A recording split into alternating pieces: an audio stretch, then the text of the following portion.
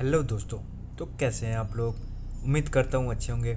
तो खूनी चुड़ैल के डर पार्ट 3 में आपने सुना नमन नाथ जी और रहमान को गांव वाले से दोबारा पूछताछ का हुक्म देते हैं और पंडित जी पर भी नज़र रखने के लिए कहते हैं। अब आगे फाइल्स को चेक करने में रात के 1 बज जाते हैं। नमन सभी को घर भेज देता है और खुद भी क्वार्टर की तरफ निकल जाता है। रास्ते में उसे जंगल भी क्रॉस करना था।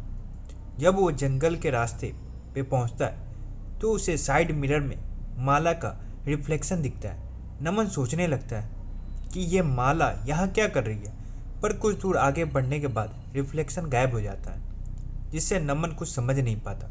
वो तेजी से क्वार्टर की तरफ बढ़ता है। वहाँ पहुँचते ही जैसे ही नमन घर के अंदर कदम रखता है और जैसे ही घर के दीवारों को छूता है, घर एकदम चेंज हो जाता है। वो औरत नमन को 25 साल पहले का दृश्य दिखाती है, जिसमें वो औरत अपनी दोनों बेटियों की चोटियाँ बना रही थी, उनके साथ खेल रही थी। तभी कोई घर में दाखिल होता है, जिससे डर कर औरत अपने बच्चों को छिपा देती है। तभी लाइट कट जाती है। नमन जैसे तैसे मोमबत्तियाँ खोज कर जलाता है, पर मोमबत्तियों के धुएं में एक अजीब डरावनी आकृति उभरती है, जिससे चीखते हुए हवा में गायब हो जाती है। नमन चीख कर मोमबत्ती नीचे फेंक देता है। तभी लाइट वापस आ जाती है। नमन बार बार के आते ऐसे वहम से परेशान हो चुका था। हैरान सा हुआ वो नहाने के लिए बाथरूम की तरफ बढ़ता है। नमन जब नहाकर आईने में अपना चेहरा देखने जाता है तो उसे बड़े बड़े अक्षरों में खून से हेल्प मी। नमन ये देखकर चौंक जाता है। वो हाथ से आईने पर लगे खून को टच करके उसे सूंघ कर देखता है। ये तो खून ही है, वो भी ताजा। नमन बाहर निकलकर देखता है, बाहर कोई भी नहीं था। नमन गार्ड से पूछता है, यहाँ कोई आया था? गार्ड बोलता है, नहीं साहब, यहाँ तो कोई भी नहीं आया।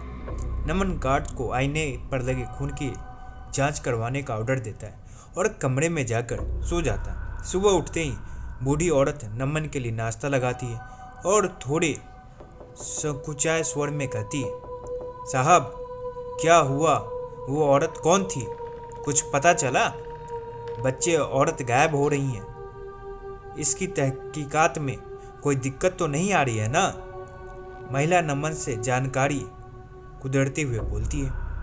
नमन, नहीं काकी, कोई सबूत या गवाह हाथ नहीं आ रहा है। इसके पीछे कौन है कहना मुश्किल है। हम घूम फिर कर एक ही जगह पहुंच रहे हैं, पता नहीं क्या हो रहा है। तभी वो औरत अजीब तरह से मुस्कुराते हुए बोली, साहब छोटी मुंह बड़ी बात, माफ़ी चाहती हूँ।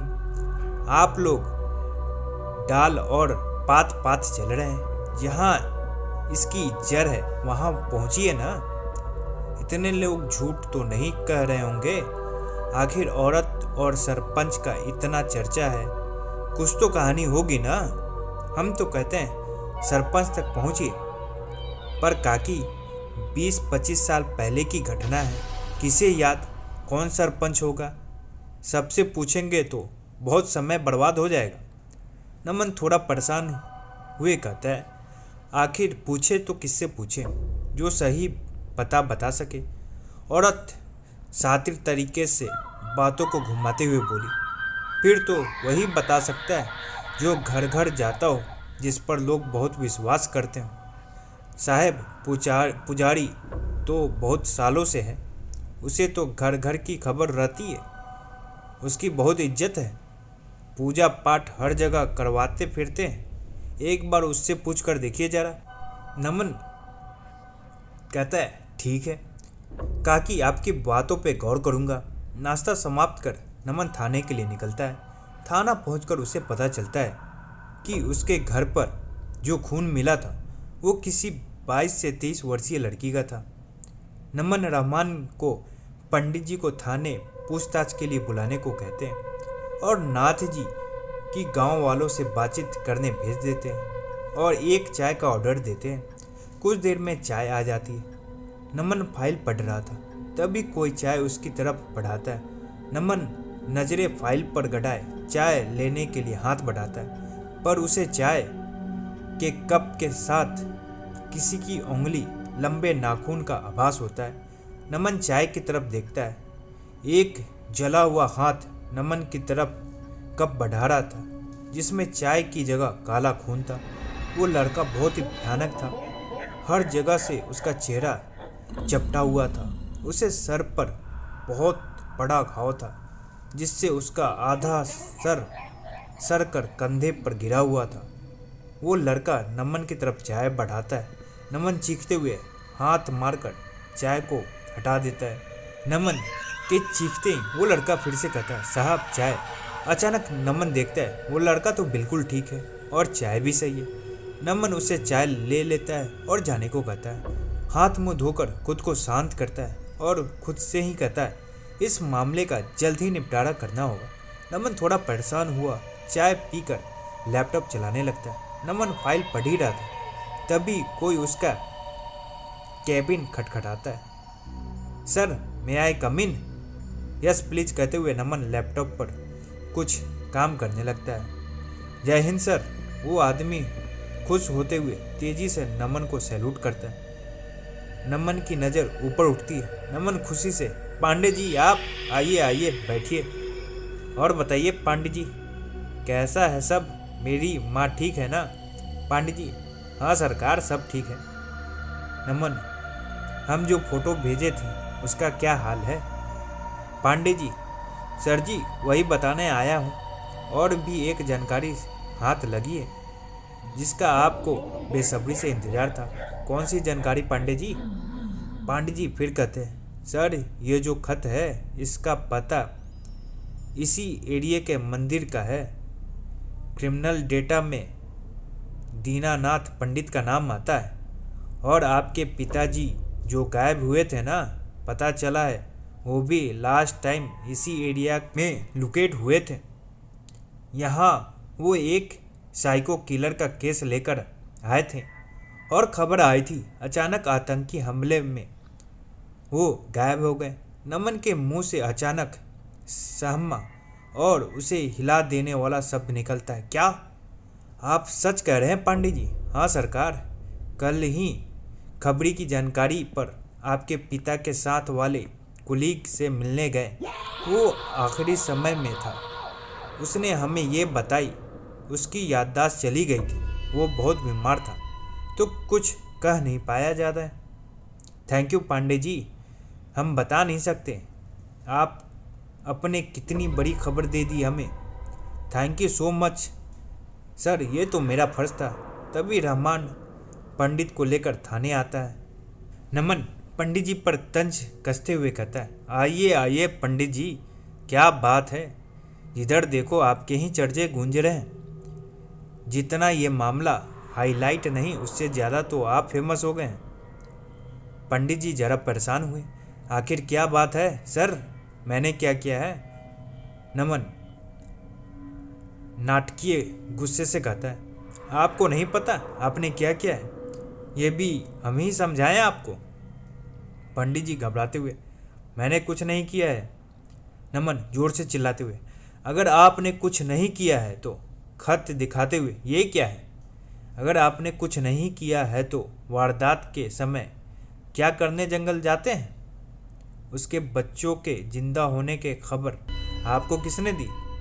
डाकनी सबको ले गई, आपको क्यों बख्शा? उसने कहीं आप ही तो नहीं थे जो डाकनी बने सबको मार रहे हैं? 20 साल पहले क्या हुआ था? सरपंच कहाँ है? औरत का परिवार कैसे मरा था? बताइए पंडित जी। आपको सच सुनना है तो सुनिए, पंडित कहना शुरू करता है। मालती नाम था उसका, पति मर गया था, दूसरे राज्य से अपने 2 बेटियों के साथ भागकर आई थी इस गांव में। यहीं उसे एक आदमी से प्यार हो गया, उसने शादी कर ली उससे, पर वो नहीं जानती थी कि वो कितना बड़ा पापी है। वो एक निकम्मा शराबी जुआरी था जो चंद पैसों के लिए लोगों को बेरहमी से मार डालता था। उसने प्रेम जाल में फंसाकर शादी कर ली मालती से। उसे और उसकी बेटियों को बहुत मारता पीटता था। फिर मालती गर्भवती हुई।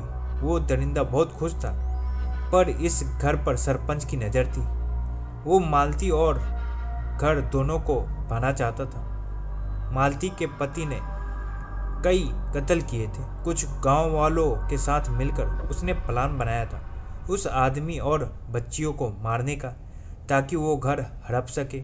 लेकिन तभी उसके पति को पता चल जाता है मालती बेटे को नहीं बेटी को जन्म देने वाली है, जिससे उसके गुस्से का ठिकाना नहीं रहता। वो पागलों की तरह पीटता है उसे। मैं वहीं से गुजर रहा था। मालती किसी तरह छुपकर उस रात अपने बेटियों को पीछे के रास्ते मेरे पास भेजती है। उधर बहुत ज़्यादा पीकर वो आदमी घर आता है और मालती को जान से मारने की कोशिश करता है। मालती बचाव में उसे धक्का दे देती है, जिससे उसका सर दीवार पर लगी कील से टकराता है और वो वहीं दम तोड़ देता है। जिसके बाद सरपंच कुछ गाँव वालों के साथ वहाँ पहुँच जाता है और सारा इल्ज़ाम मालती पर मढ़ कर मारपीट करता है। फिर कुछ गांव वाले मालती को घर में बंद कर आग लगा देते हैं, जिससे वो उसी में जलकर ख़त्म हो जाती है। वो रहती थी। अभी आप रहते हैं एसपी? गांव वालों को रोकने, मालती के पति को पकड़ने तब एक डीएसपी कार्यरत थे, केशव दीक्षित। वो जब तक गांव वालों को रोकते तब तक घर में आग लग चुकी थी। मुझे याद है भयानक वो दिन। एक दिन में कई घटनाएं हुई थी।